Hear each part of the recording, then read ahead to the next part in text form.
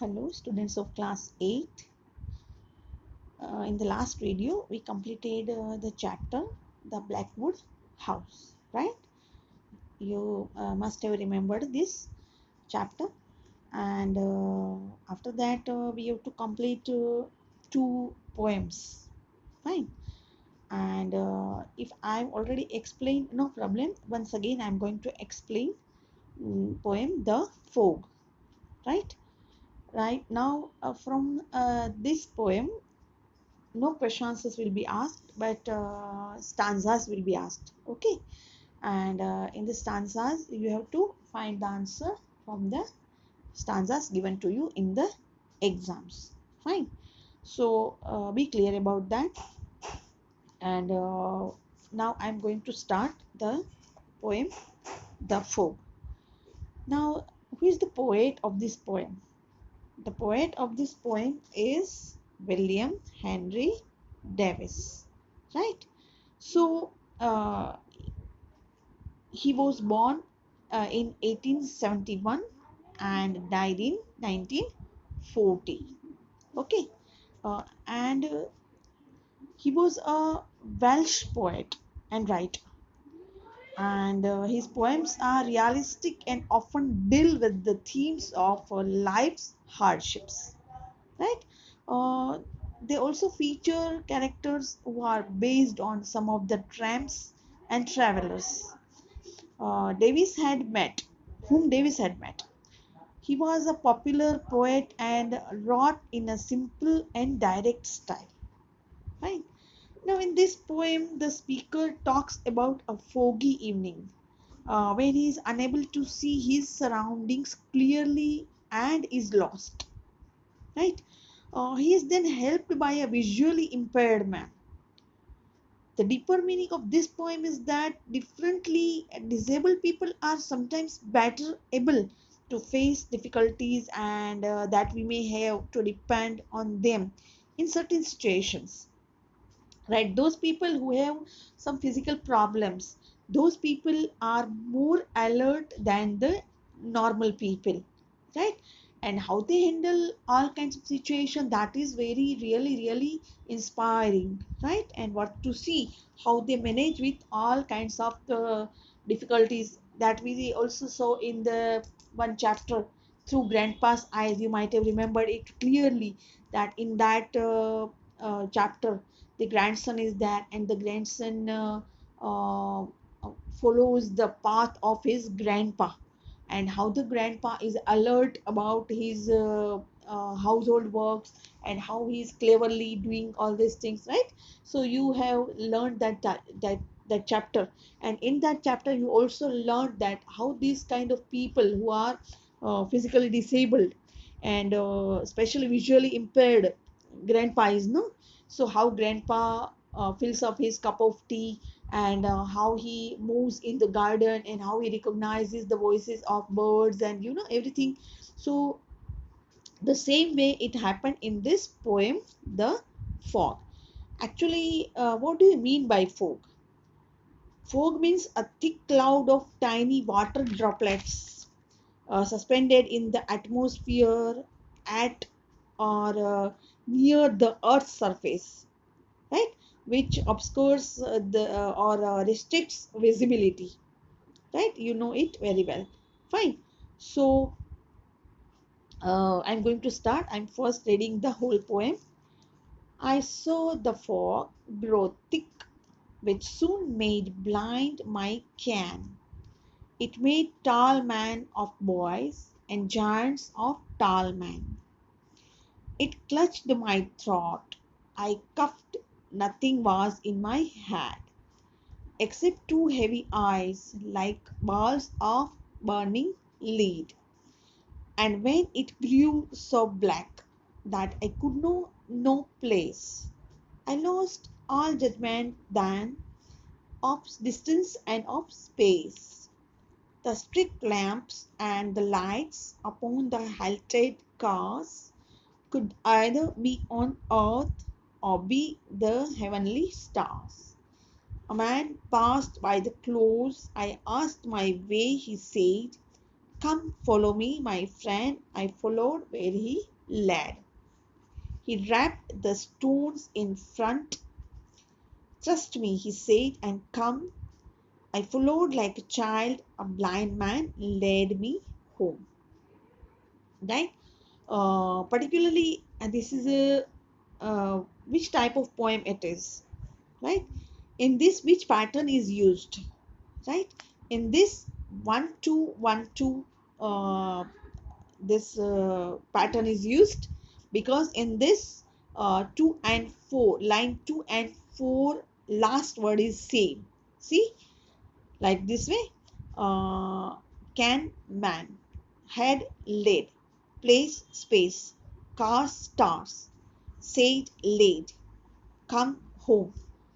Right? So in this, which pattern is used? The pattern 1 2 1 2 is used in this poem. Right? And this is not, this is the which pattern? I told you 1 2 1 2 pattern is there in this poem. Right? Now I'm starting. I saw the fog grow thick. What the poet says? I saw the fog. First it was light in the beginning, then it grew thick and thick, moment after moment, which soon made blind my can. Can, that means this is an old usage of the word. A person range of vision or in or understanding. That means a person is not able to see anything. It made tall man of boys. Right? Now the what kind of shadow is there? When the fog grew thick, when a boy looks like a tall man, right? In the shadows of the, in the situation of fog, in the foggy evenings, foggy mornings maybe, and giants of tall man. Right? When a man is tall, he looks like a giant. Right? So this way a tall man looks like a giant in the fog, in the thick fog. It clutched my throat. I coughed. Right? It was so foggy that poet says that my throat was clutched.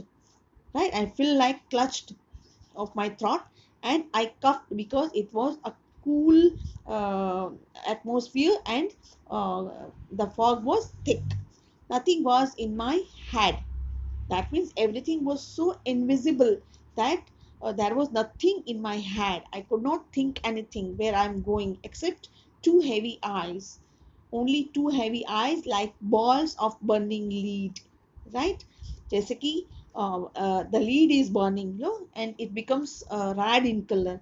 So the same way my eyes were heavy and I was unable to see anything. And when it grew so black, so the fog is really thick, grew thick, and everything was black. I was unable to see anything, that I could know no place. That means I could not understand where I was. The poet says, right? So what happened? That in the foggy atmosphere, nothing was visible, and my eyes were red and painful. That I could not keep them open. Right? So totally useless it was that he was unable to open his eyes. I lost all judgment then of distance and no space. Actually, he was not having any kind of judgment at what distance he was, at what place he was. So it was really very much difficult to recognize the place where the poet was standing and at what distance he had come. The street lamps and the lights upon the halted cars. Right? Halted means the cars were already stopped. They were not unable to go away. Right? And the street lamps were upon the upon the halted cars. Could either be on earth or be the heavenly stars. Right? Actually, the lights could not reach on the earth due to fog. Right? And even the heavenly stars, the light of the heavenly stars was unable to reach up to the earth because it was so foggy that neither the street lamps nor the heavenly stars were able to throw their lights upon the earth. Right? A man passed by me close, right? A man was passing at that time from my close, right? Close distance. I asked my way, right?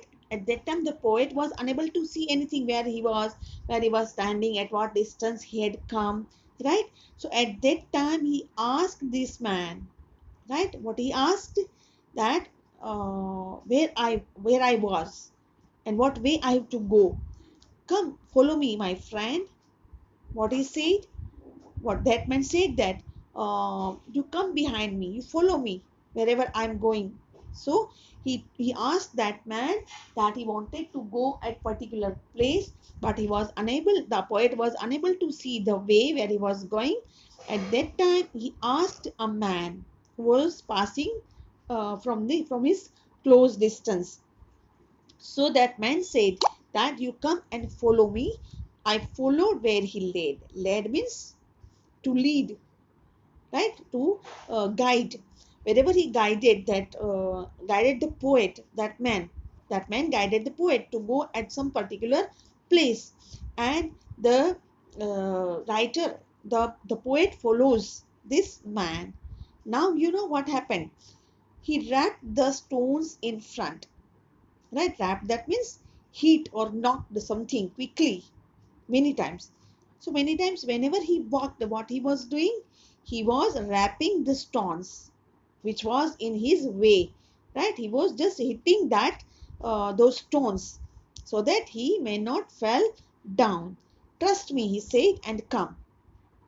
Right? By doing this, he might have thought that the poet had been confused, right? So he said that you trust me, wherever I will lead you, that would be the perfect way to go, he said. And also told that come with me or follow me wherever I lead you, right? I followed like a child. Now what the poet says, the poet followed like a child because he was unable to see anything in this foggy atmosphere. So he followed like a child to that man. A blind man led me home. Oh my God, you know what happened? The man who guided him, the man who helped him was a blind man. And that blind man led him towards his home, right? So, when the fog was there, when there was nothing could be seen, nothing could be seen at that time. There was no street light that reached up to the earth. There was no stars, heavenly stars light reached up to the earth. At that time, what was the poet feeling? That his eyes were burning like a lead balls, and they were red with the effect of the foggy atmosphere, and he was unable to see, he was unable to judge anything, where he had to go. At that time, a man is there who helped him, right? And when he was facing the difficulties, that man helped him to reach to the home, and that man was blind, right? So this poem says that in particular situation, right, that means the passerby, the man who was a passerby, he was a confident man, right? And that confident man helped the seeing man in the critical situation. So that blind man led the poet towards his home. So that was the confidence of the blind man, right? When the seeing man was unable to find his way, at that time the blind man helped him to search his way, to search his home, though he was a visually impaired man, right? So what is the deeper meaning of this poem? That the differently abled people are sometimes better than the normal people, right? They help those people who are really normal, and those people give us the message in our life how to manage the life without a particular kind of uh, with a particular kind of impairment, right? In that situation also, how confident those people are, right, who are helpful to the normal people, right? So this way, see, this person is helping the poet. So this is the thing, that this person is blind and this person helps the normal person who was able to see everything, right? So this is the thing, and this is the message in this poem, right? Okay, students. So in the next video, we are going to discuss about the question answers of this poem, right? Actually we are discussing, but you have to add. I'm discussing only points, right? But you have to write the complete answers, right? I'm just guiding you. You are not supposed to copy the questions answers from the image I send you, right? But you have to find the answer yourself, looking at the points. Okay, fine. So in the next video we are meeting, and in that we are going to discuss the question answers. Okay, dear students, learn this poem well, read it once, twice and thrice, and try to understand the complete meaning of the poem. Okay, dear students. So here we are completing the poem and going to the next video. Fine. Bye bye.